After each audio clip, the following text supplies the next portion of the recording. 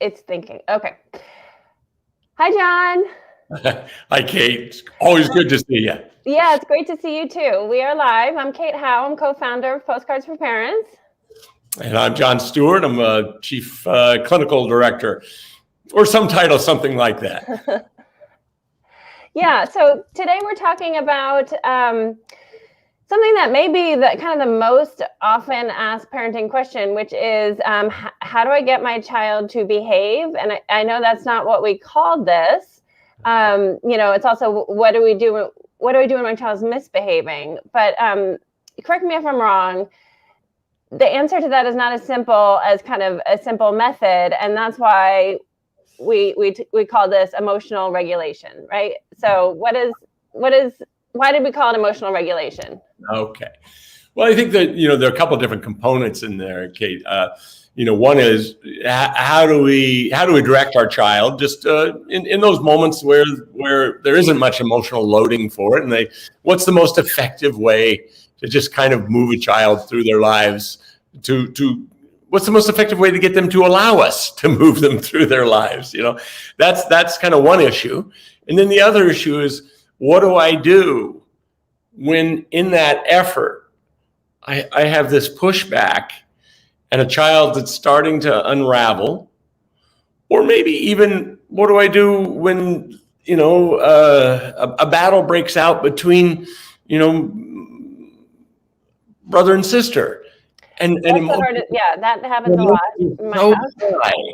So you've got two kind of questions there from my perspective, Kate, that and they're related to each other. But the first and the easier one is kind of, what are the things that you do to facilitate, to make more likely that your kid is going to let you direct them?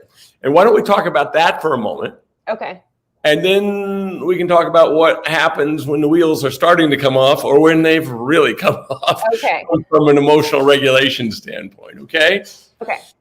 So, and as you said, there's no simple tool that is always going to work. But I think the first thing to remember is that transitions for kids are always hard.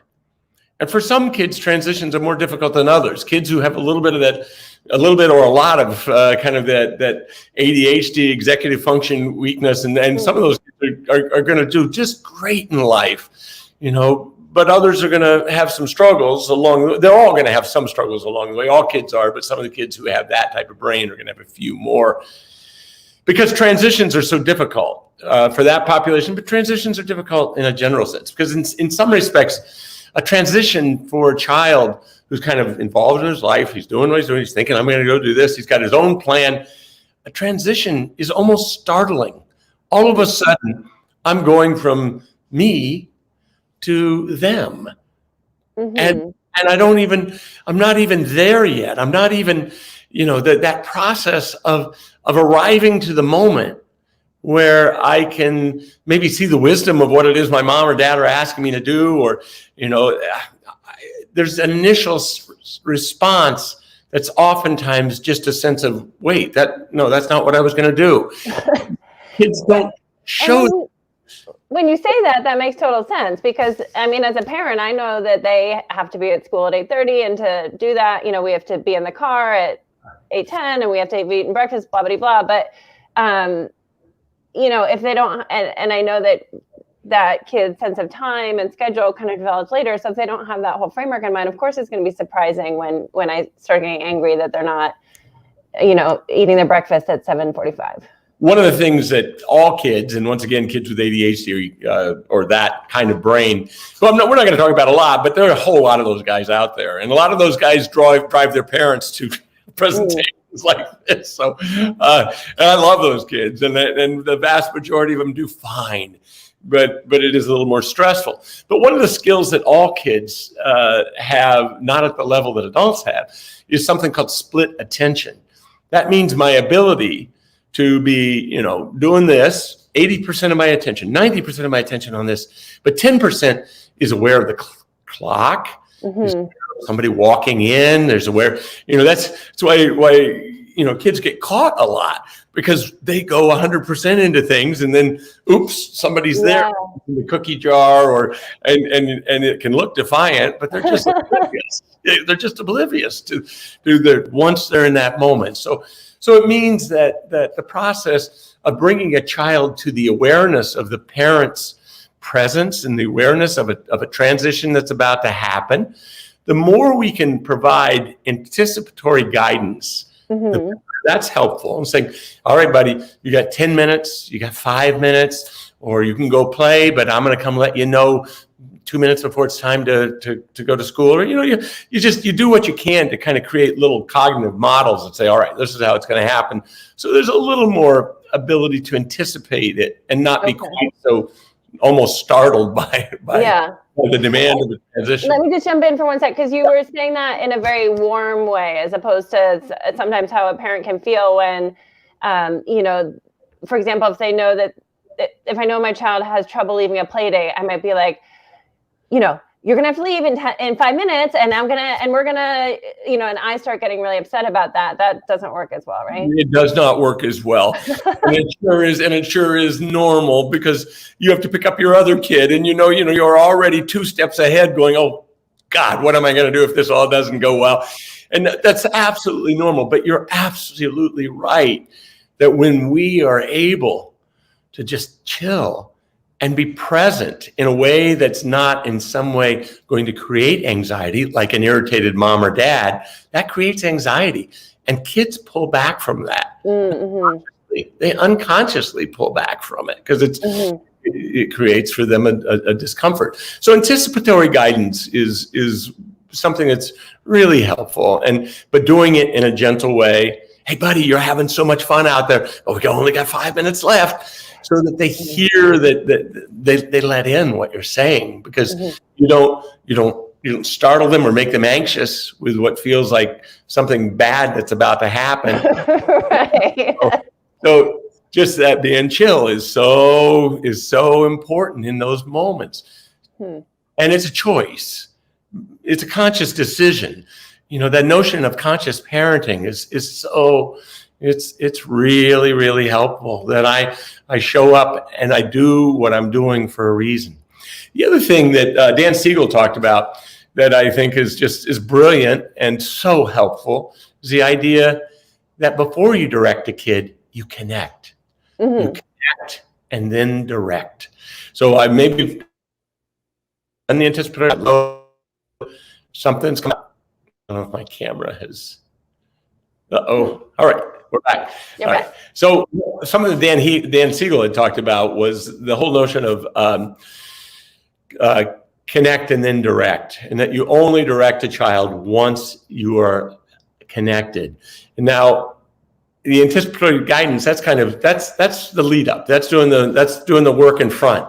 This is now I've arrived at the moment, and I need to give a direction to a child that's got their own story going on about what's happening.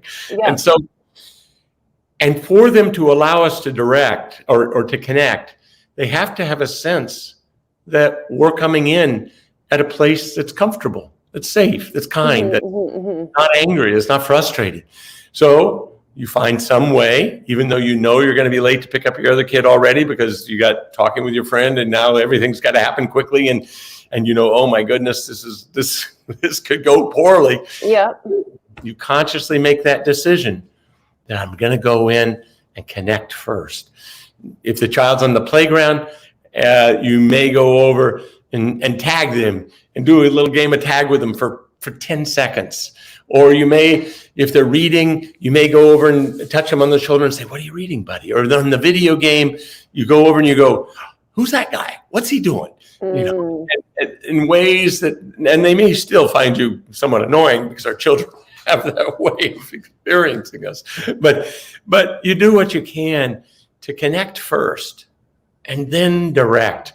I started to make, and it ended up not happening, but this animated video back some years ago on this topic. It was thinking about a parent trying to get their child back onto the road, and that that parent is kind of like a tow truck, and you come up and you're trying to get the kid where they belong and hopefully make that work.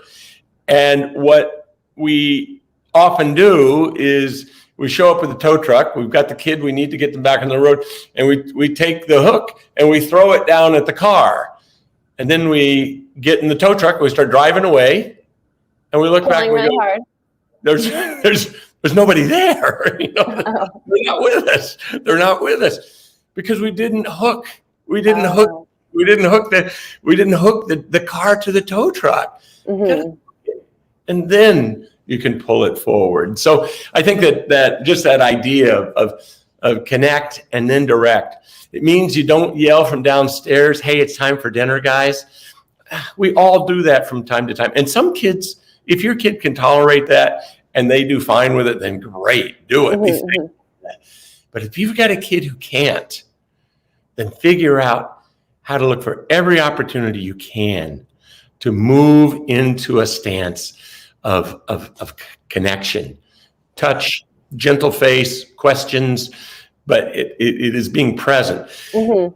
The other thing that can be really helpful, and I worked with some OTs at a special school that I served as clinical director at some years ago, that I watched them do, is turn any transition into a game.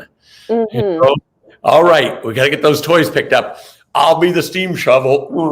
You be the, you be the steam shovel over there. It's or all right, we gotta get down to the door because Dad's waiting for us. Let's go like bunnies. Let's go. Little ones will do that. Older ones will look at you like you're insane, but they will also get the fact that you're trying to be playful with them. And it's very difficult to be intimidating in a way that creates anxiety for kids if you're being gently playful. So I would say use anticipatory guidance, connect before you direct, and do what you do in as playful a way as possible. Those would be three things that come to mind for me. Are there others that you have found useful, Kate? Well, I mean, I was just thinking, particularly in terms of play, and as kids get older, I've found that even if they roll their eyes a little bit, that helps them feel like, yeah, I'm so much cooler than my mom, basically. And there's kind of a connection in that. Yeah. There is, and I would put that under playfulness. Yeah. You catch you like, and we go, yeah, that's who I am. Yeah.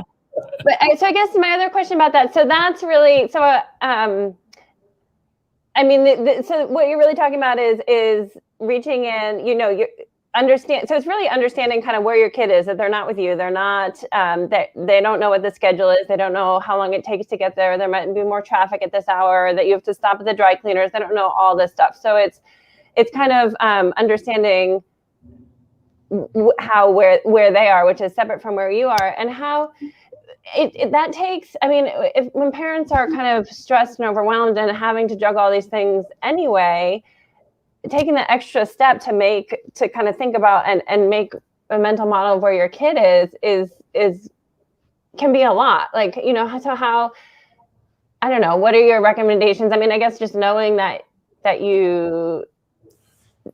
a thing, right? That they're in a different place and that it will help your life is probably. And it'll make things go faster. I mean, yeah. I don't think there's any question. I mean, I think oftentimes as parents, we're kind of like we're out on the interstate, we're running late and we know we're running out of gas, but we're going to drive by the exit that has gas because we're going. It's too important that we get there quickly and right. We're out of gas. I mean, I think that the other thing is that when you see yourself doing this as a parent, you feel good about it. Mm. You end up feeling like, oh, I got it going on, and they are listening to me, and that's nobody doesn't want to be a good parent. And when you end up in one of those moments where it's a power struggle and you're using your authority, your mad mom or mad dad voice, and nobody feels good about that. Mm-hmm. I do think that as people kind of try this, as they have a moment where they can try it and they begin to go, oh, that did work better. Mm-hmm. It does become self-reinforcing. But I do think you have to decide it kind of up front. You have to, you say a meditation, a prayer, do whatever it is that works for you that says, all right, I'm going to go into this next. I'm going into this because it could be a battle and I don't want it to be. Right. We want it to be different. Because I think one of the places we go as parents when our kids aren't listening to us is we go to a stance that they're not respecting us. Right. And then we make it very personal. Right. And it just all goes to hell pretty quickly at that point. Unless we become intimidating enough, then we get a compliant child. But it's a great cost. Yeah, I was going to ask you about that. So, I mean, well, and this dovetails actually with your second example, which we can go into is in terms of like when two siblings or two friends or something like that have lost their kind of lost their regulation with each other. But for me as a mom, that's the situation that triggers me the most. And the times that I have all of a sudden gone from thinking that I was just going on about my day to being yelling like a crazy person in the middle of my neighborhood at my daughter is when they've been kind of picking on each other and starting fights. And so just I mean, I guess it's just all practice, but sometimes things just really trigger us, and then it's how do we, so one is that the child does comply when you get scary enough, right? Yeah. So I guess what are the costs about that? And then what would you recommend to parents to kind of like kind of stop from going down that road?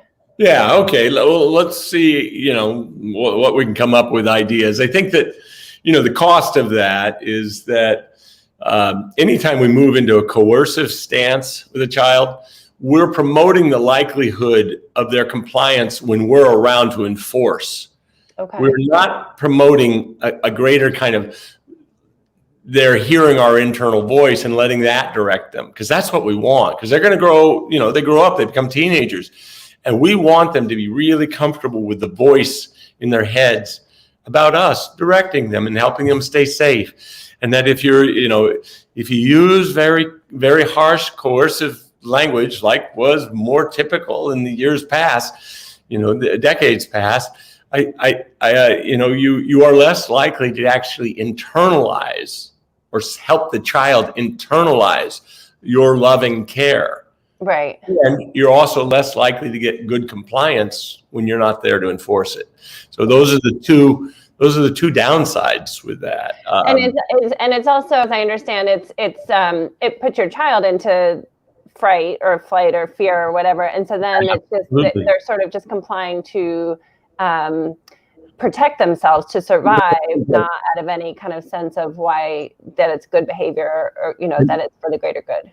Absolutely, you're right, Kate. That's at some point we'll look at some of Bruce Perry's work on the impact of a heightened anxiety on learning in kids. Mm-hmm. And because what we're wanting kids to learn, the word discipline means to teach. It doesn't mean to punish. Oh, wow, that's interesting.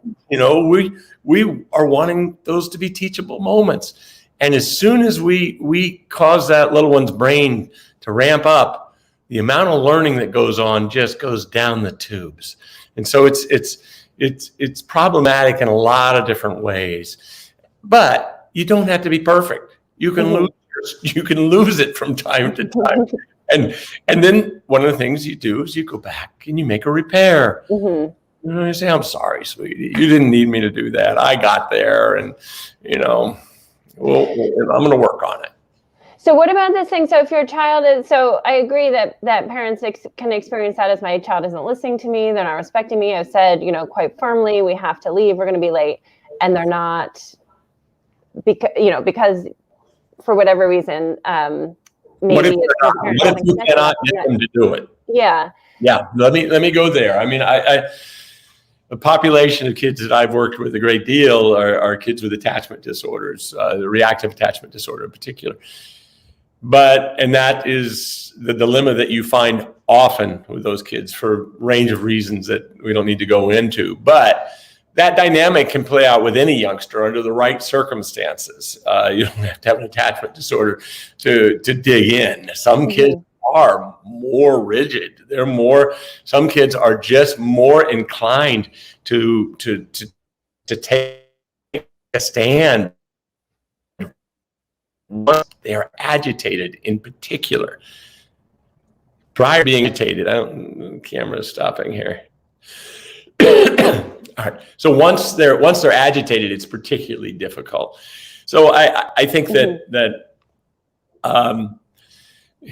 when you're at that moment, the objective of getting the child to comply has to move to the back burner. Unless the house is on fire or they're playing in the street, or there are situations where you have no choice but to use your physical power, your intimidation, anything you can to get that child to comply, because it's in an emergency. It's not safe. Right. But otherwise, if you get a youngster who's at that point where they dug in and they're either really explosively expressing it or they're just cut off and they're shut down. The task at hand, unless it's an emergency, is now to work on helping that youngster regulate their emotion. And that's kind of the segue to what we were talking about. Yeah. Whether it's in dealing with a youngster who's really upset about an interaction with a sibling, or it's dealing with a youngster who's really upset that they have to leave the playground and they don't want to. There is no time when it becomes more important for us as parents to take a deep breath, let go of the agenda of getting them off, because maybe you're going to, maybe you're willing to say, I'm not going to let this kid win. I'm going to take them, I'm going to use them forcefully. I'm going to do it. That never works in the long run. Never works in the long run. In the short term, it may gain that compliance. But once again, what we're trying to do is get this kid to stay in the emotional ball game so that we can work with them to get them to do what they need to do. They can learn from that experience that it's okay. So the task at hand, once a kid has really dug in and or has really, ramped up, dug in meaning just shut down and not or ramped up, and they're just really agitated, overtly agitated. The task at hand is how do we go about helping them calm down? Okay. How do we help them find themselves again? Okay. That's it. And that means we let go of the agenda. We may have to take a minute and let them do whatever they're doing and call the babysitter and say, we're not going to be there, or the school, we need a little time.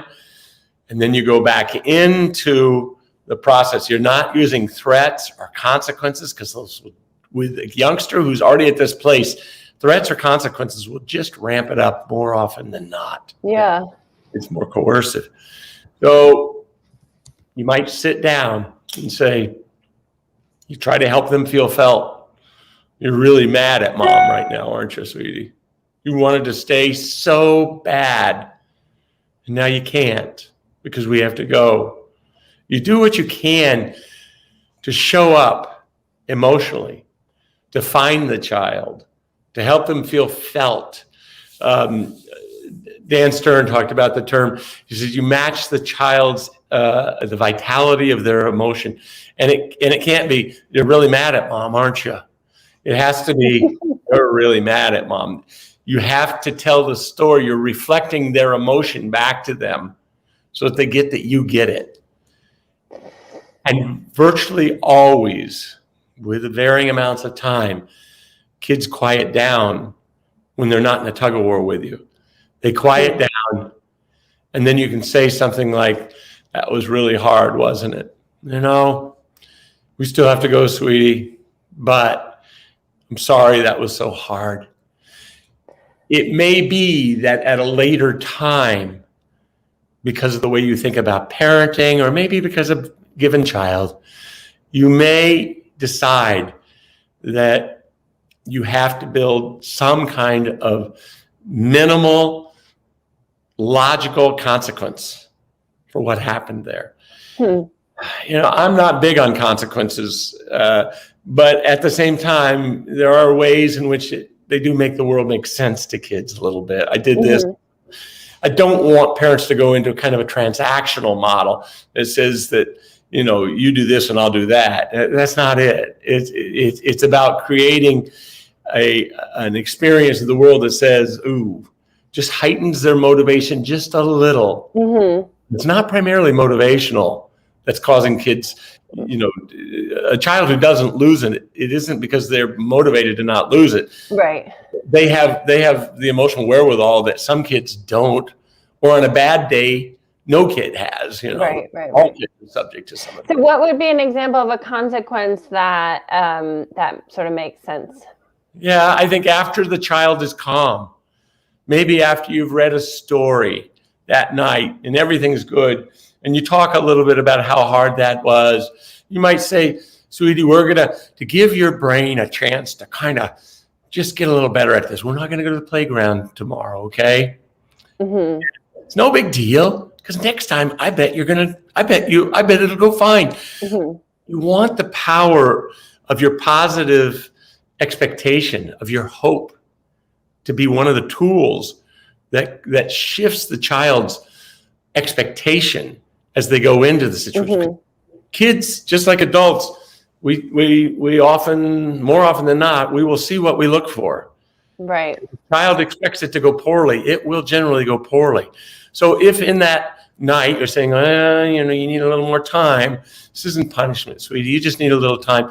And then next time you go, you're going to do a little more anticipatory guidance with them, and it's a process. Now, some kids, I talked about kids with reactive attachment disorder. Those kids, they need containment as much as anyone. And sometimes it has to be physical containment. Mm-hmm. But that has to be done with great gentleness and great sadness. Needing to do it as a parent. I'm sorry, sweetie, but I'm going to have to carry you to the car. We've got to go. I'm sorry. And then later you say, I'm sorry I used my body to make your body do something. Mm-hmm. I don't want to be like that, but it's how it was today. And then gotta move on. So I have a feeling that, okay, I'm going to kind of throw myself on the sword here and say something that I have done, which I'm guessing is not the best way to handle these situations. But so say trying to leave a play date. As long as we don't have to say the things I've done. Well, you offer some of those sometimes. So trying to leave a play date and, just really difficult, like running, hiding, not listening, and getting very amped up with their friends. I have been known to say, if you make this so difficult, we're not going to be able to have play dates if we can't leave it, if it's this hard to leave a play date. I mean, so that's does it work? A little bit. It makes them listen to me. One of the things that Siegel talks about is upstairs and downstairs tantrums. Mm-hmm. Upstairs tantrum has it's strategic. Now, we are more likely to think things are upstairs than they actually are often. Okay. So we have to be very careful. I don't even like to say this in some ways because we go, that's an upstairs tantrum. Well, it may not be. Yeah. Maybe usually my child's able to manage this, but their dog died, or they're not feeling well, or their friend didn't share their cookie with them today, or whatever it is, that they're less able to access some of their internal resources. But I think that the idea that in an upstairs tantrum, you can sometimes, as long as you stay cool. As a matter of fact, one of the teachers that I worked with, her name was Allison. She was just brilliant. She weighed about 90 pounds and she worked with incredibly reactive kids. And I've never seen anybody manage kids as well. I would go in her classroom to observe, and I would behave. She was just this presence. And what she did, the more important something was for her that she had to say, she'd say it more quietly. And the kids learned that. And if Mrs. M was getting quiet, they'd all be quiet. I never heard her raise her voice once. Huh. But I also never saw her threaten. I never saw her give away her power. And we're going to talk about that someday. Mm-hmm. How as parents we give away our power. She never gave away her power by saying somebody was going to do something they weren't going to do, that she was going to do something she didn't have the power to make them do. Using her body to overpower them. She was extraordinary. So kids need containment, and some kids need it more than others. But your containment, to the best of your ability, to have it be your emotional containment by you being very present. As close as they'll let you be, but they may not. They may say, get away from me. I hate you. Whatever it is. If you, with your daughter in that situation, if you were to go over and sit down on the steps, and next time she came by, you just said quietly, I'm waiting here for you. She said, well, what are you going to do if I don't come? Whenever kids ask you what's going to happen, they're kind of in the upstairs area, okay? Because they're now being very strategic. Right. And your best response as a parent is, I don't know, I love you so much, sweetie. I don't want it to be something that you really hate, but something's going to happen. I don't know. I'd need to think about it. And they just look at you. Plant the seeds for their own imagination. That's right. And you're saying, and not allowing yourself as a parent to make choices when you're off balance. Right. What do you do in that moment when you're off balance? Where you're going to say, well, we're going to sell your dog and your bicycle's. You're not going to have any play dates for a month. You're not going to have any play dates for a month, and then afterwards you go, oh my God, what have I done? So it's really good to say, but with a very quiet voice, and not generally unless they ask, what's going to happen if I don't come? And kids will often get there if you get quiet, and if they say, why are you sitting there? So I'm kind of sad, sweetie. I'm just waiting. I got to go, and you're not letting me get you to go. So sad. And kids will oftentimes respond to that by going, oh, they feel guilt. And that's good. Shame is not good, but guilt is okay. Okay, so how is that different from, making them take care of your emotions, which you're not supposed to do? Well, there's a big difference between taking care of your emotions and they're encountering the natural consequences of some of their nasty behavior. Okay, so a natural consequence is, it's not like you're sobbing and right. You're going, I need a drink. You might, but you're not playing in that way. You're still irregular. You're regulated. Right. You're emotionally regulated. And why are you doing it? Well, I'm feeling kind of sad, sweetie, because it's time to go. I don't want to have to get mad at you, and I can't get you to come with me right now. Well, and then if they end up, well, what's going to happen if I don't? Then you play I'm not sure, but I love you so much, and know you got to figure out how to. Well, there'll be something, And some kids become young attorneys and say, you need to tell me before I make a decision. Nope. That's how you hold on to your power. The more calm you are, the more you are, but not dysregulated. Okay. Makes you seem very powerful. Interesting. Okay, so that I was going to go back to when you were talking about the situation on the playground with a kid who is, or anywhere really, with a kid who's really either amped up or frozen and dug in, and I think kind of the automatic response of probably almost every parent is to get really agitated and angry and dig in a way as well. And you're saying that. I'm not saying that you can't. I'm not saying that you can't go, buddy. I mean it. We got to go. Mm-hmm. That's I don't have an issue. But if you've got a kid that as soon as you do that, they unravel, well, then you can't do that. Right. Every child's different in how much support they need. But when you set a limit for a lot of kids, as soon as you set that limit, which is important for them, you then have to run around on the other side and help them figure out how to manage it. Right. Because you want them to learn from it. If they lose, their regulation in the process, they will learn nothing from it, other than they'll probably attribute whatever happened to you. Right. Okay, but so one thing I'm really hearing is, so even if you say, buddy, we really got to go in a pretty strong way, that is still, you're still regulated. So yeah, absolutely. It's not like you have to be, nobody could do that. I mean, and that's, but there are kids who you couldn't even do that with because they would be reactive. Mm-hmm. They'd run across the playground. Right. So, every child's different, and the more resilient ones are a lot easier. You can play that card a bit. Yeah. And what do you, because I think kind of a pretty typical reaction to what you're saying is like, but isn't that rewarding bad behavior? So the child doesn't listen, digs in, and is really reactive. And so what you do then is get really close and give them more time and kind of empathize with how they're feeling. I understand what you're saying, but I just want to hear like, why is that not, doesn't that promote this kind of behavior going forward? No, I think that's a fair question.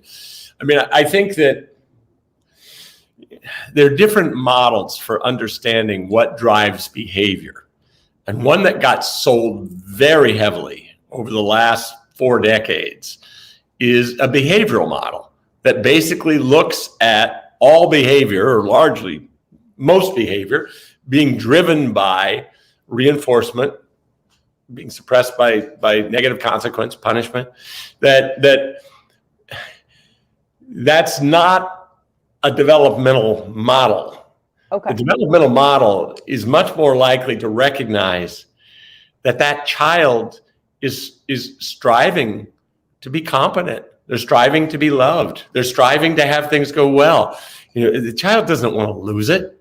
Mm-hmm. Then have that. Kids don't want their parents angry at them, or disappointed, or frustrated.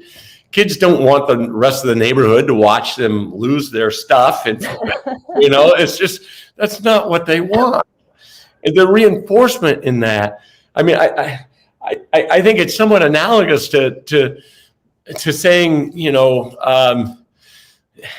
if somebody's driving a car that doesn't have any brakes and they go through the guardrail, aren't we just reinforcing them by, providing them some first aid? They don't have the brakes.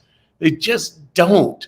And it is our job to figure out how to scaffold their experience so that they are competent. It may be that you discover that little guy cannot go to the playground right now when other kids are there. It's just too hard for him to leave. Mm-hmm. It puts them in a situation, excuse me, that's beyond their capacity. Now, maybe in 6 months or 3 months, it will be. Mm-hmm. You don't go, well, you can't manage that, so we're not going back to playground. Excuse me. I got a frog in my throat. What you would do is just make that determination that he's not ready to swim in the deep end. He just isn't. Mm-hmm. Excuse me. And so another thing that I found helpful in those times is to kind of remind them of times when they have been able to handle it. So, for example, like I know this is really hard right now. You did such a great job at this last week. Can we remember how you were then, or something like that? I love that, Kate. That's providing them some both anticipatory guidance and hope, and the reflection back from you that you believe in them, and the reflection from their own past that they actually have this power. Yeah, they had it. It's been demonstrated. No, I think that's a great strategy as well. Yeah. Okay, so we have just about five more minutes, and so I think, so if I'm kind of trying to understand and recap what we've said, so behavior is really, kids behave well when they're feeling good and when their whole brain is connected. When they're able to. Yeah. And how we behave as parents really influences that a lot. We are maybe more influential than we realize in terms of either like helping them feel secure or helping them feel scared. Because I personally didn't have the feeling that I was having so much influence on my kid. I felt more than they were influencing me. Well, Kate, I think one of the places where we're most likely to kind of give away our power is when we feel powerless. Mm-hmm. Because when we start looking desperate, when we start losing our stuff, we give away our power. Our child knows we're off balance, and and it makes them more anxious and makes us just feel worse about ourselves and worse about how we're managing the situation. Powerlessness for most of us is really tough. And I would say, I mean, it's certainly tough for moms, but I'd say powerlessness for dads can oftentimes be a real trigger. And the dads have to watch for that. Moms have to watch for that. I'm not saying it's all gender-based. It isn't, but there are some gender correlates. Okay. So watch out. When you're feeling powerless, watch it, because that's likely to be a trigger for some of your most graceless women.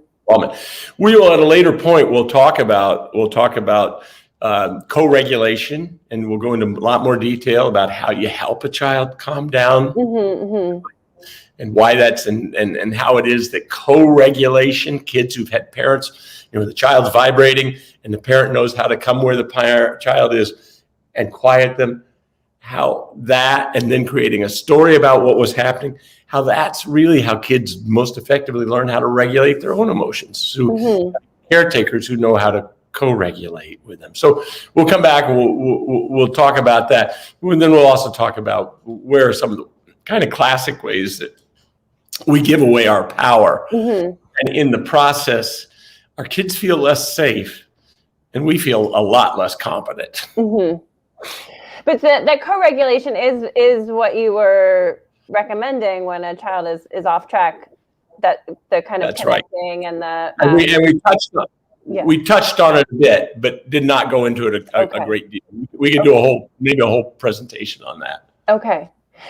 Just in the last minute or two, is there anything that you wanted to say about the situation when kind of two siblings are fighting with each other?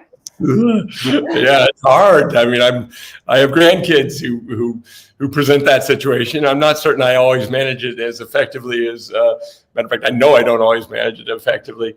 I think that, that it's really complicated because you've got issues of regulation, and then you also have issues of competition for the favored position with parent, who's going to come in and protect, it is complicated. I think what you do is you just try to get through that moment.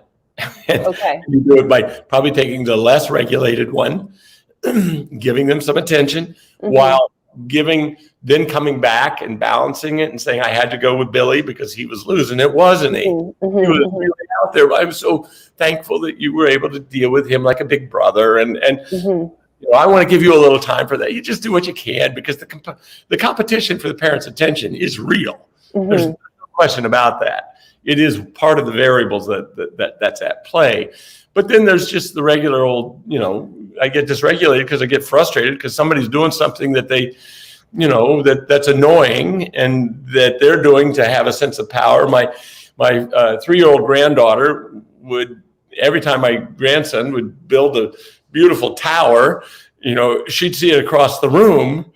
And I mean, he finally got to where he would call her King Kong. And he'd be able to laugh and say, no, King Kong's coming. And sometimes he wouldn't care. And then other times he'd say, Granddad or Dad, can you put King Kong in jail? Yeah. We'd go get King Kong and say, you're in jail, King Kong. You manage those. Those aren't easy, and they're inevitable. They're just inevitable. The more you can be playful about it, the better. The more you can recognize that they don't know how not to do that. Yeah. They don't. So what I'm really hearing again, though, is that it's about like really trying to restore their brain together before you deal with any of the, kind of teaching about what they did or should do in the future. Yeah, and the more you can be playful and use distraction, those sort of things, those will get you through a storm. Not always, but sometimes. Yeah. Yeah. You get down in the middle of it. I know, something I'll do with my granddaughter. She's. I'll I'll drop on the floor. She'll be mad at her brother, and I'll drop on the floor and pretend that I'm crying about how mean he was to her, and she'll eventually start to laugh. And it doesn't always work, and it won't always work. Yeah. There are ways in which playfulness is a powerful tool at mitigating anxiety, at mitigating power struggles. It can be overused and can be used inappropriately, but it is a wonderful gift. Okay, well, I think we have to leave it there for today, but thank you so much for speaking, and we will be back soon. All right, good to see you, Kate. Okay, great to see you. Thanks, John. Bye-bye.